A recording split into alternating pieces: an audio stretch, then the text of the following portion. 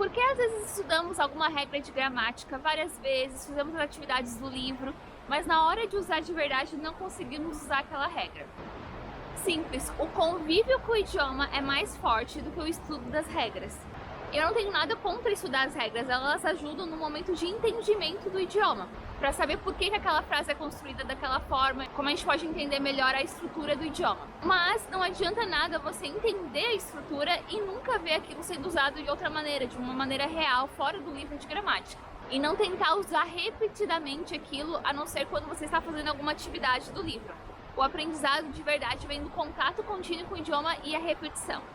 E nós podemos ver um exemplo claro disso dentro do nosso próprio idioma. Por exemplo, eu sou de Santa Catarina e em Santa Catarina a gente gosta de usar as conjugações de verbo de uma maneira criativa. Então a gente inventa algumas conjugações que na norma, na gramática, não existem. Então, por exemplo, nós falamos coisas como tu viste, tu visse, tu fosse, em vez de viste ou foste. E a gente chega até a escrever assim porque é o que a gente convive, o que a gente escuta mais vezes do que o certo.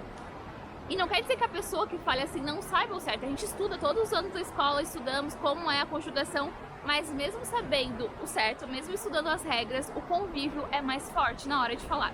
Esse é um exemplo de Santa Catarina, mas em qualquer lugar do Brasil e do mundo tem algumas coisas regionais que são erradas gramaticalmente, mas que parecem, a gente tem aquele sentimento que é mais certo do que o que é o correto.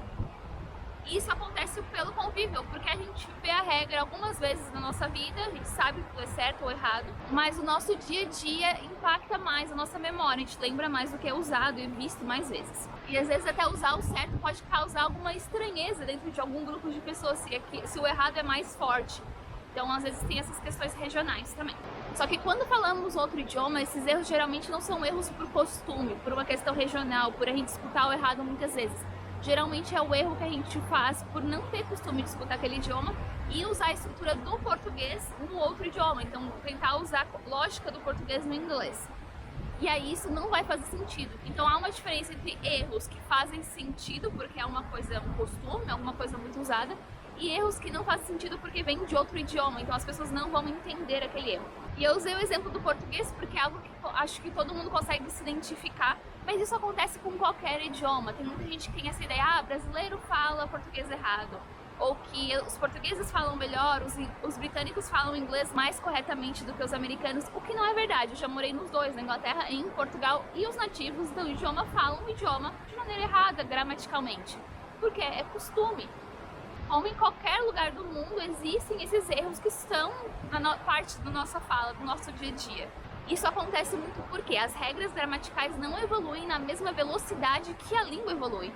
Então a gente começa a falar algumas coisas que não estão dentro da regra e no futuro isso pode virar uma regra. Então muitas das coisas que são regras gramaticais já foram erradas antigamente. Se você quer saber mais sobre essa evolução das regras e do idioma, tem um livro muito interessante chamado Preconceito Linguístico, eu vou deixar o link aqui embaixo. Então, como que a gente pode melhorar isso? Se estudar as regras não nos ajuda a falar melhor no idioma que estamos aprendendo.